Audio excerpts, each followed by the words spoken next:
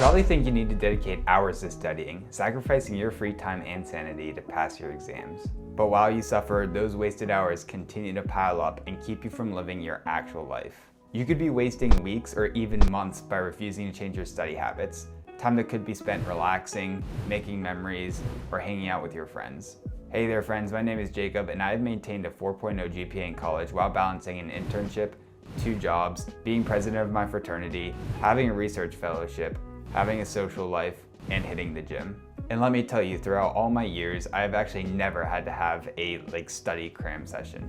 So how do I accomplish this seemingly amazing feat? Well, I utilize a law called the Pareto principle.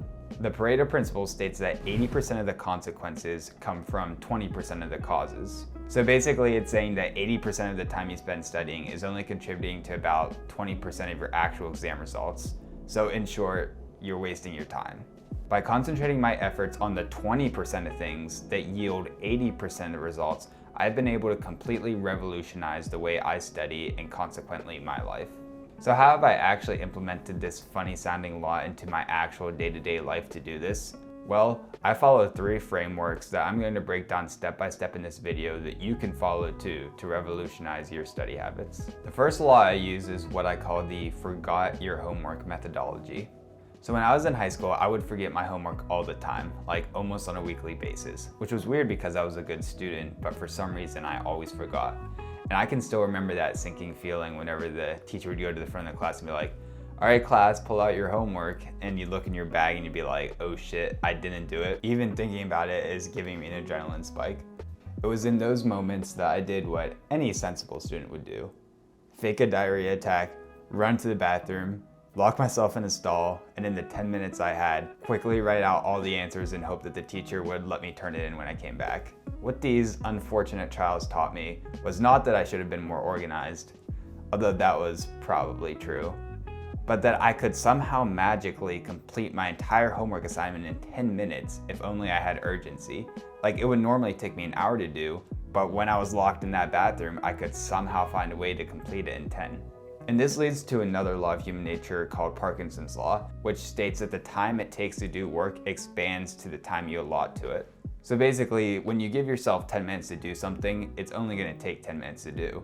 But if you give yourself an entire 2 days to do something, you're going to find ways to procrastinate, you're going to find ways to put it off, and the time it takes to do that thing will actually expand to the entire 2 days. So this leads me to my first study law, which is to use Parkinson's law to your advantage. How I do this is anytime I sit down to study for an exam or do an assignment, I set a timer for how long I think it's going to take, and then I cut that in half.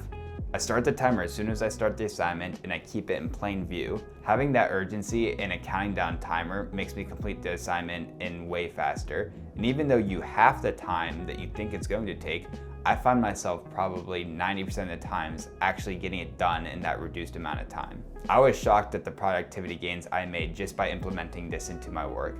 Like simply adding urgency into what I do increased my productivity tenfold. The second way I effortlessly achieved good grades is by using what I call the Anti-Cram methodology. So I want you right now to think of your favorite song. Get it in your head, maybe start to hum it a little bit. I guarantee you that you know all the lyrics to that song. Like you can just rattle them off without having to think about it. And that's because you've been exposed to this song, both listening to it and probably singing it over the course of months or perhaps even years. Reflecting on this, I realized that we all learn better when we're exposed to information again and again over time. Like these things that we can recall with super high clarity have only happened because we've been exposed to them over a long duration. On the opposite spectrum, whenever I cram for a test the night before, like I might do good on the test, but a week later, I remember none of the information. So I know this is kind of like tried and true advice, but it actually works really well. And it is simply to not study per se, but after every lecture, make a list of notes and just go over the lecture and make sure you understand it.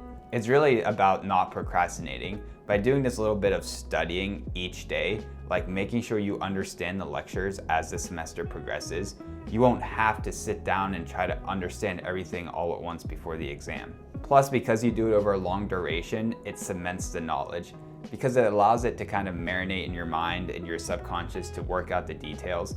and it makes it super easy to remember come time when you actually have to remember it. I know it can be hard to be motivated to study when the exam is weeks in advance, but if you try this once and you realize that you won't actually have to sit down before the exam and study, and that you'll just know the knowledge because you incrementally broke it down and went over your notes after every lecture, the upside will be so much that you won't even have to find the motivation again because you'll just want to do it. Now, the third way I've achieved my good grades is by utilizing a principle I call beating lazy brain syndrome. So when I sit down for a long study session, I find myself sometimes reading over the notes again and again and again. Especially if I don't really understand something, my eyes kind of just scan over it, but I don't really comprehend it. And while this is happening, my mind starts to wander. I start thinking about what I'm gonna eat later, maybe like what my friends are up to, what time I'm gonna go to bed that night. I'm thinking about like everything except what I'm supposed to be studying on the screen.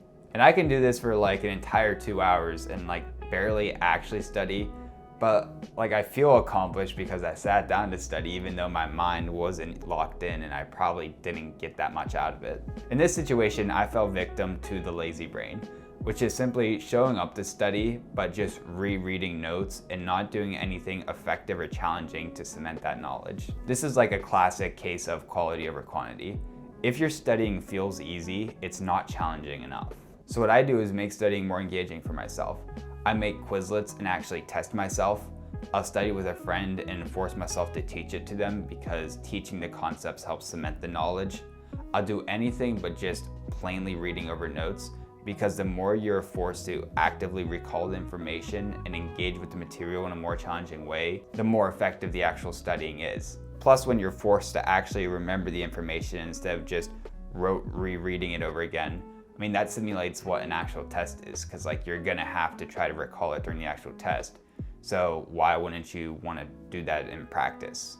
I find that it really helps to find a way to hold yourself accountable because I know I do this a lot where I fall victim to this lazy brain syndrome and show up to study but don't actually try hard. So just like maybe setting on your laptop lock screen a reminder, or studying with a friend or someone who can hold you accountable to make sure that you're actually doing work and not just scrolling on your phone or rereading your notes. I find that to be really useful in applying this method. I found that when you're able to combine all three of these sort of frameworks, it has worked really well for me in allowing me to balance all these things in my life, but also get really good grades. Because what it does is it condenses the time of your studying from quantity to quality. So you can still study and you can still prepare for your test, but it takes so much less time and that frees up your time to, live your actual life. So, quick recap. 1, put urgency to your studying by setting a timer, having how long you think it's going to take and keeping it in plain view. 2, study just a little bit each day, reread your notes and make sure you understand the material as the semester progresses so you're not trying to figure it out all at once. And 3, make your studying more engaging by using quizzes or teaching it to a friend. If you use all three of these techniques, you'll become a superstar student. I can't promise you'll be as good as the kid that shows up to class in this fit, but what I can say is these techniques have unlocked for me a level of freedom and fun in my college life that I'm so grateful for. I definitely think you should try them out if any of them seem right for you. If I could go back in time and tell myself these things, I 100% would. To be honest, we all know studying sucks, but there's better ways to do it. Do the techniques, earn your time back, live your life, win at college. That's it. Thanks for watching, everybody. If you enjoyed this video, please check out the other videos on my channel. I talk a lot about my major, which is data science, and other college-related study habits and tricks. So, thanks for watching. Peace out.